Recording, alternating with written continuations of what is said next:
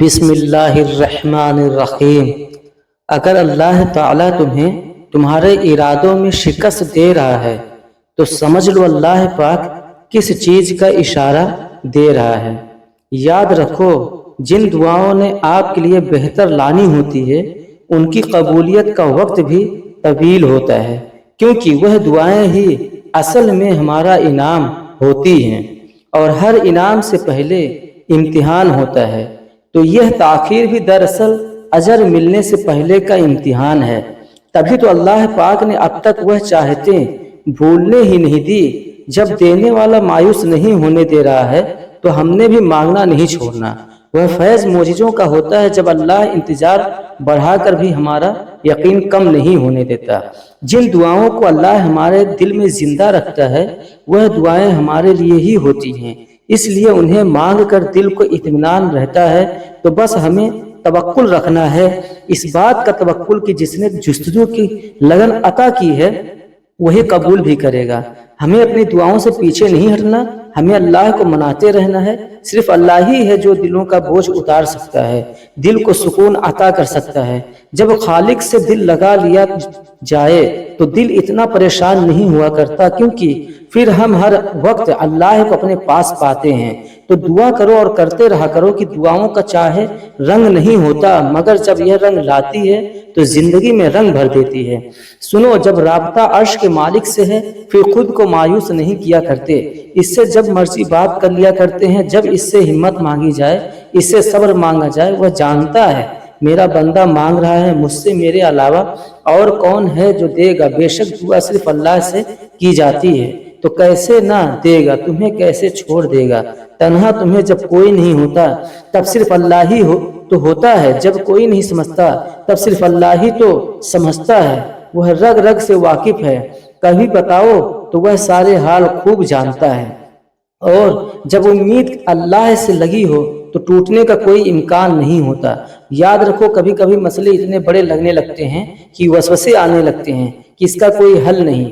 اگر ہر پریشانی کو یہ بتا دیا جائے کہ اللہ پاک کتنا بڑا ہے کہ میرا رب میرے ساتھ ہے، تو یہ پریشانی زیادہ دیر رہ ہی نہیں سکتی، تو دل مطمئن ہو جاتا ہے۔ پریشانی کا حل یہی ہے کہ اللہ پاک سے بات کریں، اللہ سے مانگیں، اللہ پر چھوڑ دیں، اللہ پر بھروسہ کریں، اللہ سے کہیں اور کہتے رہیں۔ وہ سب جانتے ہوئے بھی سنتا ہے، اور وہی تو ہے جو سب سے زیادہ تمہیں سمجھتا ہے۔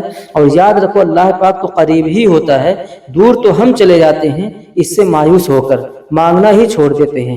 حالانکہ اللہ تعالیٰ تو ہمارے لیے ہماری پہلی دعا کے بعد ہی اسباب بڑھانے شروع کر دیتا ہے، کیونکہ وہ مالک ہے جس کو مان رکھنا محبت کرنا آتا ہے۔ ایسا کچھ بھی نہیں جو ہمارے اللہ کی دستے قدرت میں بھی نہ ہو۔ تو پھر تم سے یہ کس نے کہہ دیا کہ جو ابھی نہیں ملا وہ پھر کبھی نہیں مل سکتا ہے؟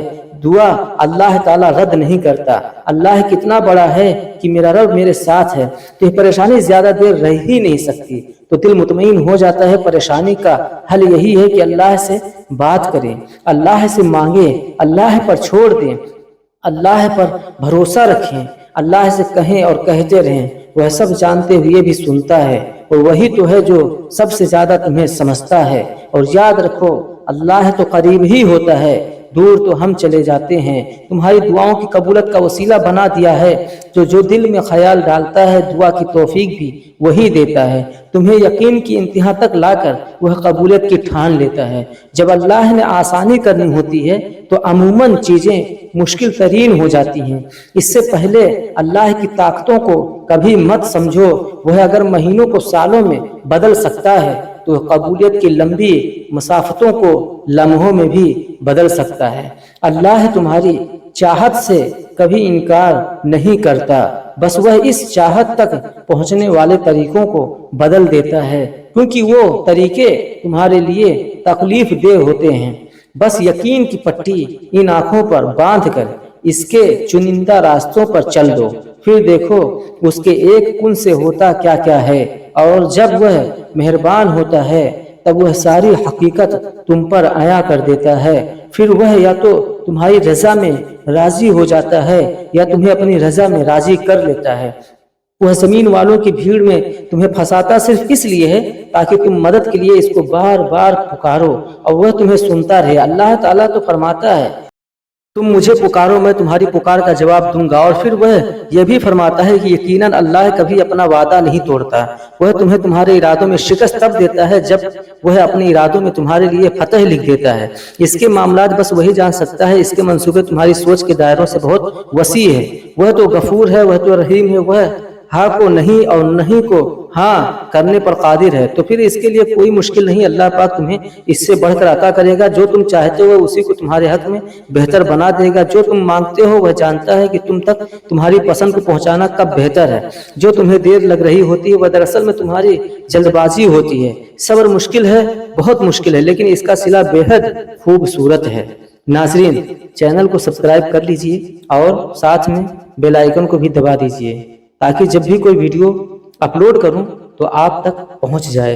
मिलते हैं नेक्स्ट वीडियो में। खुदा हाफिज।